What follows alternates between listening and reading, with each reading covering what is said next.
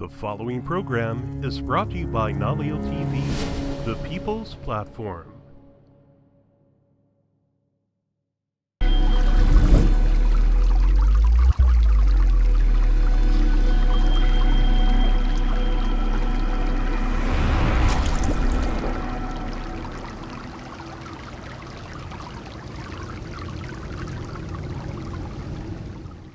Hi, this is Keith with your Hawaii County Department of Water Supply. Welcome to another episode of Who, What, Where, When, Why. In today's episode, we'll be talking cross connection.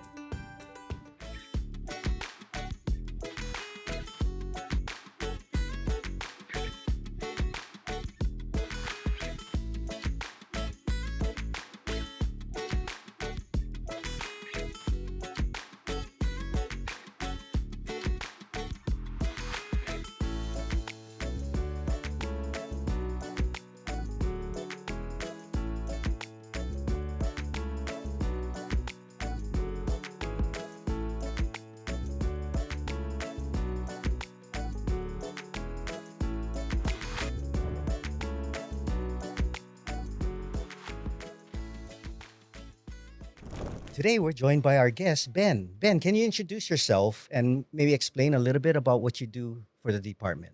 Sure. My name is Benjamin Warholoski. I am a cross connection technician for the Department of Water. And cross connection is just one part of the water quality branch that helps to ensure the stability of the water that we provide to the customer. We handle, manage all accounts that are required to have a backflow preventer and ensure that they have the proper device installed according to federal and county regulations. Oh, okay. So, I know you mentioned device and backflow preventer. I noticed you have some things here. Um, can you maybe explain to our viewers what it is that you have here on this table here? Well, on the table is our test kit that we use, but the important thing that I have right here is a uh, a backflow preventer that is required by the county, by the Department of Water Supply, to be installed for all accounts that would require, for various reasons, to have a backflow preventer. So, construction purposes, agricultural purposes, if you have a swimming pool, irrigation, I mean, the list goes on and on and on why you would need a backflow preventer. And this is what one is. So basically, all it is uh, a couple of shut-off valves, two check valves, and on the bottom here is a relief valve. So the way it's designed is that the high pressure water pushes open the first check valve, Mm. goes into the middle chamber where the relief valve is. So as long as we have static pressure, we have flow, that'll keep the relief valve closed.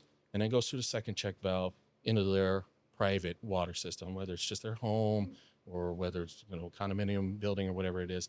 So if any part of this device were to fail, the way it's designed is that the relief valve will discharge the water, preventing it from going back into our system. Ah, Now, there are four major types of backflows that are required for us to get our license. So each of us that work in cross connection, there are three of us, we're required to have a license to do that job to inspect, test, and repair backflows. And the four major types that we're required to get our license on to test and be proficient in, but this is the one that the county has decided that we want everybody to have. okay. Now, it depends on where you live. Each state, each county may have different regulations on what they want to use. Mm. But here we found that this is the one that's going to protect the most, not only debris that might flow backwards, so we call it like indirect and direct connections. That's what a cross connection is. Okay. An indirect one might be something like it's just your house, you have a hose sitting in a yard, but then it rains and now that hose is sitting in a puddle. Mm. So if something were to happen to our system and now there's a vacuum created in our system, so we're calling back siphonage, right? Right. But if something were to happen, now we're drawing water backwards that way. That's an indirect. And we could potentially suck up all that dirty water that's just sitting on the ground. And we don't want that. We So don't that's want going to that. help that prevent that. But then there's also some instances, like say you got a swimming pool and Mm. you have a pump, right? Okay. And you're pumping circulating water through that pool. Well, that's what we call direct because you have an additional connection attached on your end. Mm, And if something were to happen, and now you're putting pressure on that line, more pressure than it is on our provided to, side. yeah, on our Yeah. side. So again, this is going to stop. That's why we use this one, because it'll protect against any kind of back pressure, back siphonage, any kind of debris. We use them in like medical facilities, Mm, make sure nothing gets sucked back into our system. It's right. just the most protective device that we can have. Right. So I mean, it sounds like, once the water leaves our infrastructure and it goes onto somebody else's property and they do, whatever it is they do on their side, we don't want it back because we don't know what might be in the water. And if it's a contaminant that could harm our customers, we can't have that coming back into our system. Right, right. And it could be something as simple as just some dirty, rainwater, Right. but it could be pesticides, it could be herbicides, Ooh. medical facilities that are using chemicals and who knows what, yeah.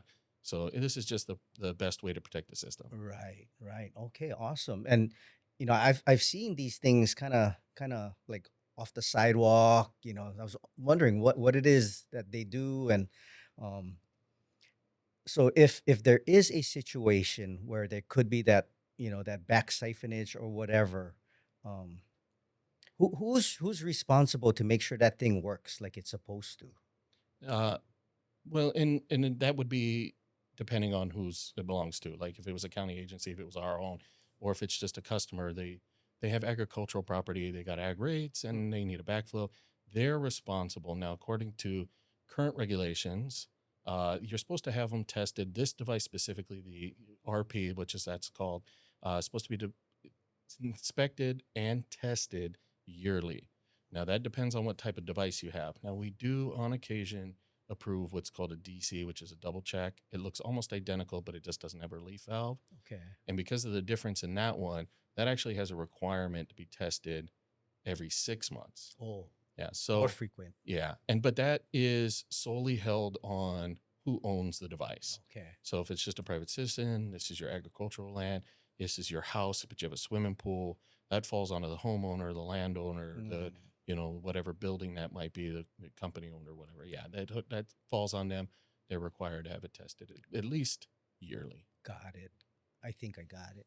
So I know there's you in that section. How many other employees are in the cross connection section? Yeah, currently, we have three, Three. inspectors. Yeah, And you guys cover our whole island. yeah, we sure do. Yeah. And you have an estimate of how many accounts? I actually do. I was looking at the numbers on Friday. Okay. So the Department of Water has roughly about 50,000 active water accounts.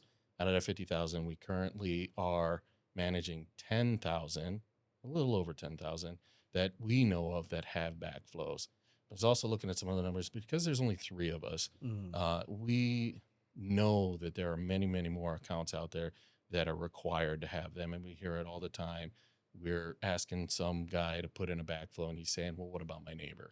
And like, your neighbor needs one too, but we just haven't quite gotten to them yet right. because there's only three of us, and we cover the entire island. All three of us are at a helo, and we have to go Kau, we have to go Kona. Yeah, Mm, we cover the whole island. We're on the road at least twice a week. right. Right. Well, at the department, thanks for coming, and hopefully some of our viewers will understand, because I think on the flip side, I've heard some comments. What, this unit costs so much dollars, why I need it? And then there's the other case, right? How come I need it but my neighbor doesn't need it? I got to spend this extra money. But I think I heard you describe that it's really to protect.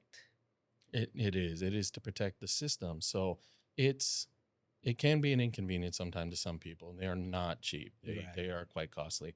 A small device like I was showing you can cost in several $100s on the cheap end. Okay. And then having to get installed, it starts to get exponentially more expensive. And then yeah, there's always that case. Why do I need one? My neighbor doesn't have one. Well, you just you ratted out your neighbor now. Yeah. Or you might have met the requirements to have one, but maybe your neighbor didn't. Those are a lot of cases too. Yeah. Yeah. Yeah. But hopefully with some of that explanation, overall our viewers can understand that these devices are really for everybody's protection.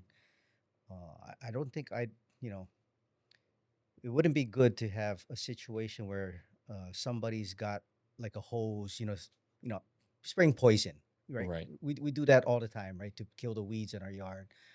And to tell you the truth, sometimes I got the hose in my poison pump. You know, Right. I wouldn't want that to suck back into the system, right? Exactly. So now that I'm more aware, thanks to you, Ben, I'll try to hold my hose above it so it's not sitting in that poison solution, just in case. Um, I don't know. So you're explaining about inspecting and testing these units, and I don't know if you can briefly explain why that's important to do it on a regular basis. Well, first we get into like regulations. So there's the federal regulations about why you need to have one installed and how you need to have it installed. But there's also local county where within the Department of Water Supply, our regulations as well. So there's three main points that we want to touch on when you have your backflow installed.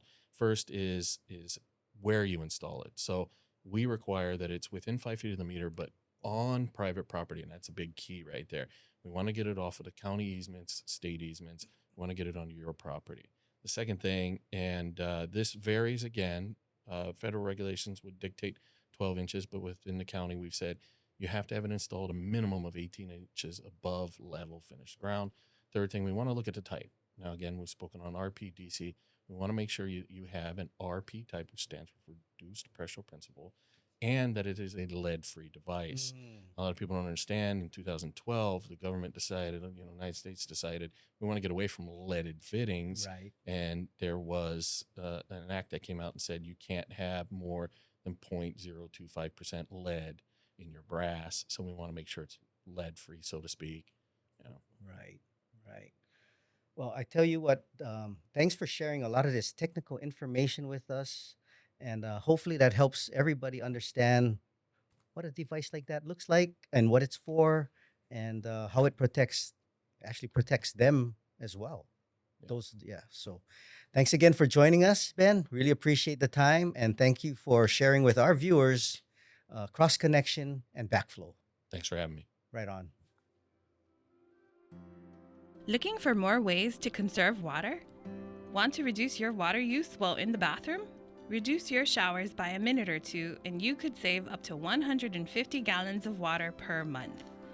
Keeping your shower time to under 5 minutes could save you up to 1,000 gallons per month. Do you know how water efficient your shower head is? Try testing it out. Try filling a 1-gallon container with water directly from your shower head. If it takes less than 20 seconds to fill, it's time to go shopping. Replace it with a water-efficient model. Get into the habit of turning off your water faucet while brushing your teeth, and you could save up to 4 gallons a minute or up to 200 gallons a week for a family of 4. Most importantly, remember to check your faucets, shower heads, and toilets regularly for leaks. A drip every second can add up to a loss of 5 gallons per day. For more water-saving tips, or if you have questions about your water service, visit us online, email us, or call 808-961-8050 during business hours. For emergencies, our 24/7 hotline is 808-961-8790. The Department of Water Supply, helping you conserve every drop of the way.